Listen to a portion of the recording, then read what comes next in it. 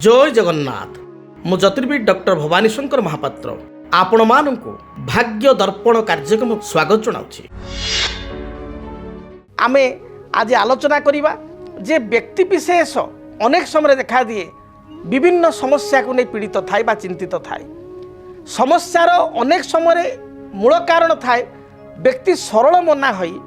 अन्य को विश्वास करी निजर अति आपणार लोक बंधु परिजन सांगसाथी को किसी आर्थिक साहाय्य करि थाए, किंतु साहाय्य परिवर्ते से साहाय्य बा हाथ उधारी जो देई थाए लोक को उधारी देई थाए साहाय्य करि थाए व्यक्ति ठीक समय से अर्थ बा साहाय्य को फेरस्त करे नाही, जहाँकि अत्यधिक चिंतार कारण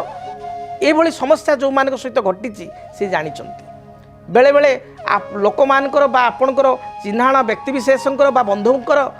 बेले बेले मुह उपर आपण किसी कहि परिबेनी से आपण सामना को आसीबे जे मोर गोटे समस्या हो जाइए मोर ये 5 लाख दरकार आर्थिक साहाय्य 10 लाख टाइम हेल्प कर था 50,000 दे था 30,000 दे था बा 20,000 दे था 5 लाख दे था बा झील बाहागर करी किसी पैसा दे था जेहेतु सी आपणकर संपर्क बंधु बांधव चिन्हा जना बा आपण गोटे सरल विश्वासी लोक हो गोटे रिलेसन दृष्टि आपण किसी मानविकता दृष्टि साहाय्य कले 5 लाख 2 लाख 3 लाख किसी भी अर्थ आपण प्रदान कले, किंतु देखा जाए से व्यक्ति आपण को से जो आपण को साहाय्यर अर्थ परिशोध करने बदल में सी आपण को पैसा फेरस्त दिए ना, जोपाई अनेक समय देखा दिए परिवार रे स्वामी स्त्री मध्य झगड़ा हुए, पिता पुत्र मध्य अशांति हुए जे तू तो सांग को देदेलु बापा कहे पुओ को तू सांग को देदेलु सांग को तो कथा हेल्ले बुझु माँ टंकाटे दे पारि ते बा तो कथा बुझीपारि अभिमान बापा कहती बा माँ कहती बा स्वामी स्त्री भितर एभा झगड़ा हुए तुम तो देदेल भूत को देदेल टंकाटे मिलूनी तेणु बर्तमान केमती कौन कर मुझे जानी मोर जिनसा दियो। तो बेले बेले व्यक्ति विशेष साहाय्य करने को जाई निज घरे निंदित हुए, बकिया अर्थ राशि जहाँ साहाय्य करिथाए ताहा पाई पारे नाही, उधार दे साहाय्य करने को जाई से लोकर तो काम हो जाए, से लोक तो अर्थ नहीं तार कामटी कर दिए, किंतु से कृतज्ञ होगा बदल में परवर्ती समय कृतज्ञ हुए लुचि जाए, फोन कले भी से उठे ना, फोन कले से फोन पिकअप करे बा फोन उठाए ना, देखिले लुचिला भली पड़े जाए, ये भली स्थिति मध्य हुए। तेबे जदि आपण कौनसी व्यक्ति विशेष को आर्थिक साहाय्य करिसंती बा कौनसी द्रव्य ताको देइसंती से आपण को से द्रव्य कमिटमेंट हिसाब से रिटर्न करिया कथा मात्र रिटर्न करू नाही, सेतल मुंड बिंधार कारण हुए। कौन आप प्रतिकार करेंगे केउ अचूक प्रतिकार द्वारा से व्यक्ति धीरे धीरे आपण को अर्थ पैठ करदेव। देखंतु अर्थ पैठ करने ज्योतिष शास्त्र अनुसार 2टी तिथि रही, अष्टमी तिथि एवं नवमी तिथि। ये 2टी तिथि रे आपण देइथिबा अर्थ फेरस्त पाई ये 2टी तिथि होची सबुठार सुवर्ण सुजोग। ये 2टी तिथि शुक्ल पक्षर विशेष करी शुक्ल पक्ष अष्टमी एवं नवमी तिथि रे आपण गोटे काम करेंगे गौरी शंकर अर्थात माँ गौरी बा सती एवं शिवंकर आपण ब्राह्मण को डाकी किसी पूजा करेंगे एवं पूजा स्थल रे आपण समस्त देवादेव को देवती को किसी आहुति देवे, किसी हवन करेंगे बा आहुति देवे एवं आहुति रे सुनिश्चित भाव में माँ गौरी एवं शिव को प्रार्थना करी अंबिका बा शिव को प्रार्थना करी हे माँ अंबिका हे माँ गौरी हे प्रभु भोलानाथ मु आपण को भली भोला अवस्था बा सरल अवस्था मु साहाय्य करिछि किंतु अर्थ फेरस्त पाऊ नाही, दयाकोरी अमुक लोक जो मोर अर्थ नहीं से अर्थ मत भल भल दे दो। यह चिंता करी श्वेत तिल तिल 2 प्रकार, गोटे हूँ कला राशि आ गोटे हूँ धला राशि। श्वेत तिल आपण से यज्ञ बा हवन रे आपण से गोत्र ना कही से गौरी शंकर पाइका आपण आहुति देवे, देखिए सुनिश्चित भाव में ये प्रक्रिया द्वारा आपणकर बकिया अर्थ राशि फेरस्त मिलिबो। ये कार्य को आपण निश्चय करेंगे। यह सहित आपण आउ एक प्रतिकार करें कौन सी मंगलवार दिन आपण गोटे भोजपत्र नेबे, से भोजपत्र आपण नेबे, भोजपत्र मार्केट पूजा दुकान में मिले कदली पत्र भाया टी पतला एवं लंबा पत्र बहुत आउट पतला कदली पत्र ठू भोजपत्र आ भोजपत्र रे लाल साही रे बा लाल काली रे किंबा रक्त चंदन घरिकी रक्त चंदन ये आपण कौन करेंगे डालिंब काठी साहाय्य जो आपणकर निजर नाम निजर गोत्र आपण ना आपण गोत्र आपण बापा ना गोटे साइड लिखिए एवं जो लोक अर्थ आपण नहीं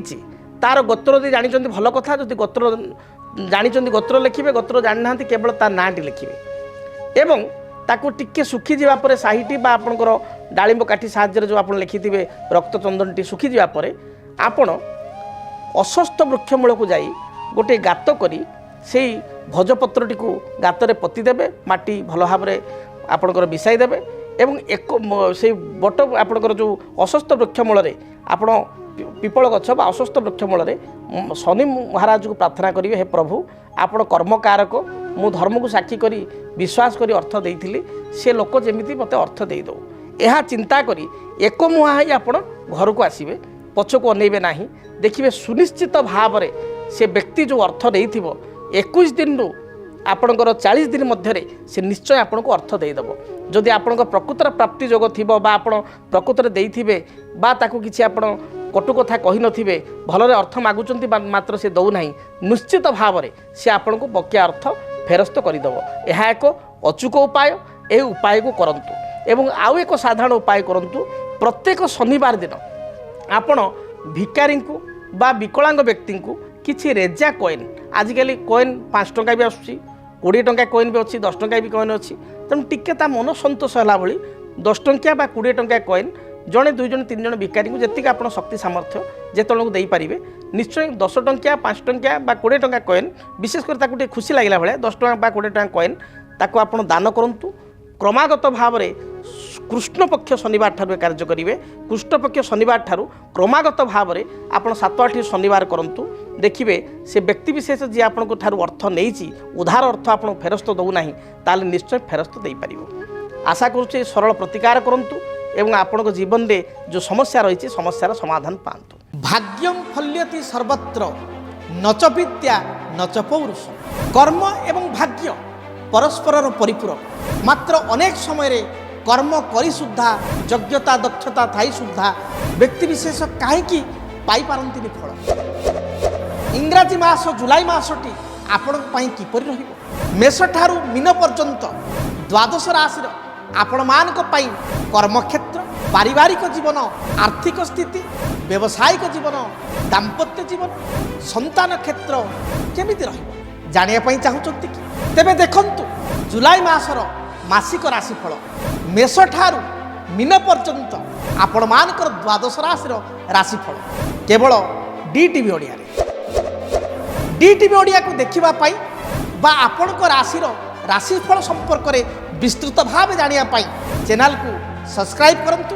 ବେଲ୍ ବଟନକୁ ଦୟାକରି ଅନ୍ କରନ୍ତୁ ବା କ୍ଲିକ୍ କରନ୍ତୁ, ଯଦ୍ୱାରା କି ଜୁଲାଇ ମାସର ପ୍ରତ୍ୟେକ ରାଶିର ମେଷ ଠାରୁ ମୀନ ପର୍ଯ୍ୟନ୍ତ ଆପଣମାନଙ୍କ ରାଶିର ନୋଟିଫିକେସନ୍ ଆପଣଙ୍କୁ ମିଳିପାରିବ ଏବଂ ଜୁଲାଇ ମାସଟି କେମିତି କଟିବ ସେ ସମ୍ପର୍କରେ ଆପଣମାନେ ଜାଣିପାରିବେ। ଯଦି ଆପଣଙ୍କ ଜୀବନରେ ବ୍ୟକ୍ତିଗତ